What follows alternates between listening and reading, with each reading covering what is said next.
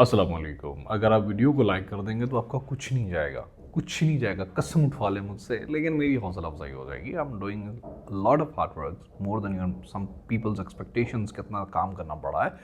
Like please कर दें, हो सके तो शेयर भी कर दें। आई थिंक आप नहीं करेंगे। खैर जी, हम पहुँचे हैं अपनी ताजरात पाकिस्तान की इन सेक्शंस पे जिनके अंदर जायफ़ा, गैर जायफ़ा, शिजा और ये तमाम चीज़ें हैं। मैं कोशिश करता हूँ इसको एक ही वीडियो में, एक ही गो में कवर कर दूँ ताकि आपको और ज़्यादा खतना ना पड़े।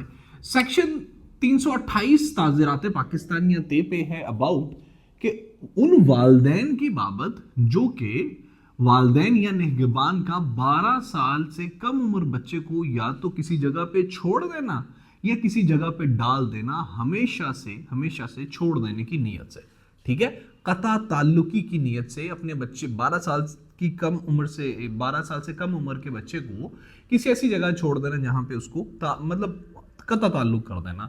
तो ऐसे बंदे की सजा 7 साल है।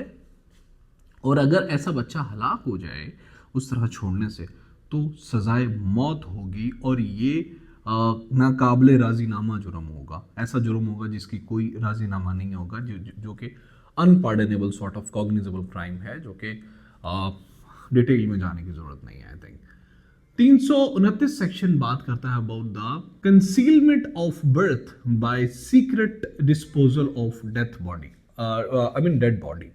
मतलब दानिस्ता तौर पे लाश को खुफिया छुपाने से अख्फिया विलादत करना। मतलब अगर ऐसा है कि बच्चा पैदा हुआ, कुछ टाइम रहा और फौत हो गया, तो ऐसे बच्चे को उसकी विलादत को खुफिया रखने के चक्कर में उसको खुद ही डिस्पोज ऑफ बॉडी को कर देना, खुद ही उसको लाश को छुपा देना या दफन कर देना, ऐसे करने की सज़ा 2 साल तक है। सेक्शन 330 जो है ते पे वो बात करता है अबाउट द डिसबर्समेंट ऑफ दियत, यानी जो मुकर्रर करदा वारसान को वरासत के हिस्सों के मुताबिक दियत देना। जो कोई दियत नहीं देगा, मतलब अगर तो किसी को दियत देनी है और जितने भी वारसन हैं तमाम को दियत देनी है, ठीक है।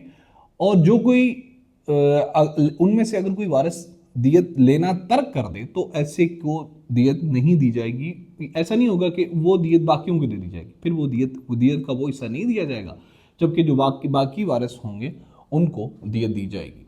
331 सेक्शन है that deals about the payment of दियत, कि दियत की अदायगी, ठीक है। एक तो यह है कि दियत की अदायगी के 2-3 प्रोटोकॉल। पहला तो ये यकमुश्त दे दी जाएगी, मतलब दियत का जो टाइम जो है ना वो उसी टाइम दे दी जाएगी जो भी दियत कोड डिफाइन करेगा। दूसरा ये है कि 3 साल की एक साथ के अंदर जो है ना वो अदा की जाएगी।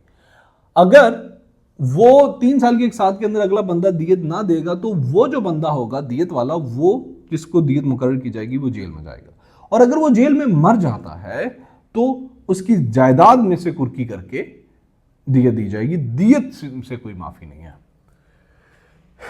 332 जो ते पे है वो है अबाउट जरर, किसी को जरर पहुंचाना, मतलब किसी को नुकसान पहुंचाना या उसको कमजोर कर देना, उसके किसी हिस्से को जो है ना नकारा कर देना, किसी हिस्से की म्यूटिलेशन करना या काटना, जरर पहुंचाना कहलाता है। 332 ते पे के अंदर बयान हुआ है।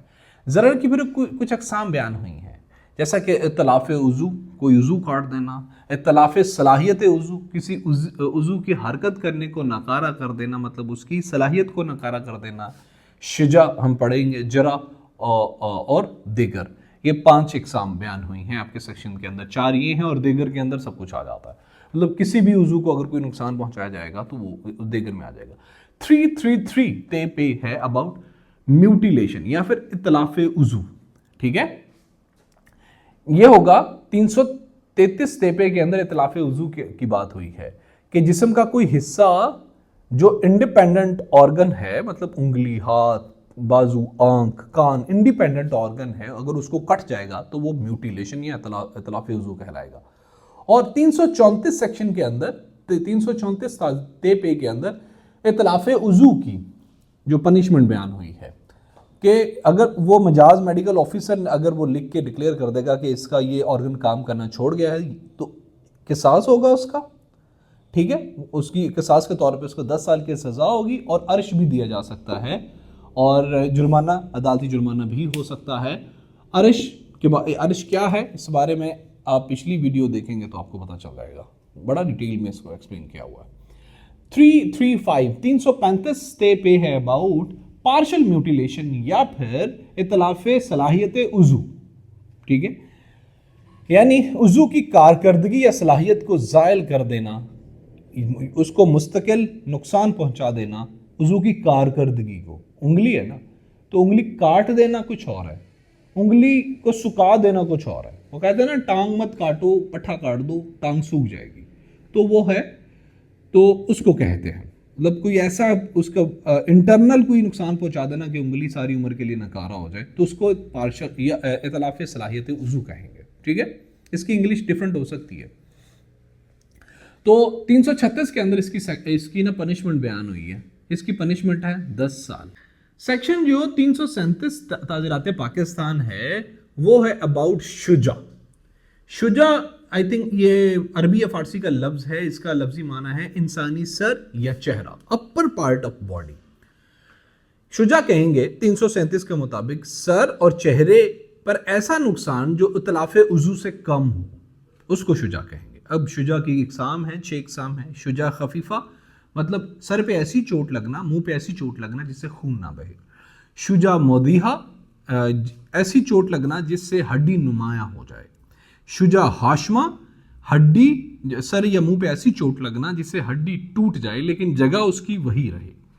शुजा मनक़ब सर या मुंह पे ऐसी चोट लगना जिससे हड्डी टूट जाए और अपनी जगह से हिल जाए, मतलब आगे पीछे हो जाए, मतलब कोई हड्डी बाहर आ गई है, साइड पे हो गई है, नाक की हड्डी साइड पे हो गई है, तो उसको।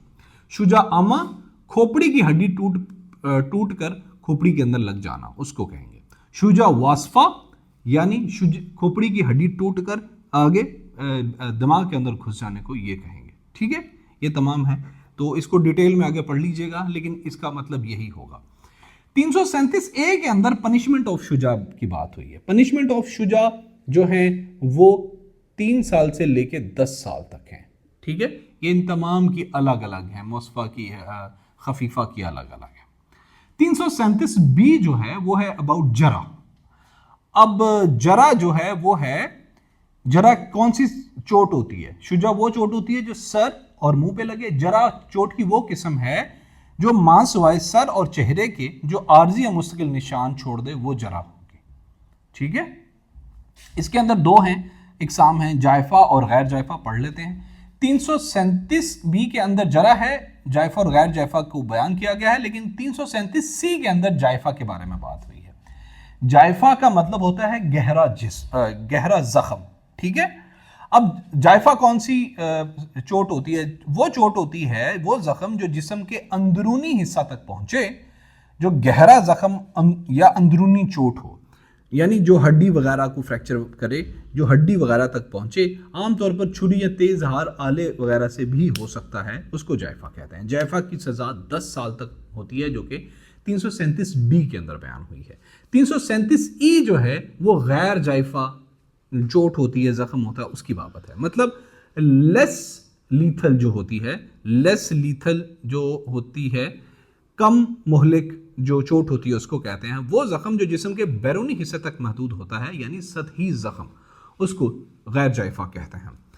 337F के अंदर बयान हुआ है गैर जायफा की सजा। ये गैर जायफा की सजा 3 से 5 साल तक होती है। ये वेरी करती है about according to the intensity of that want.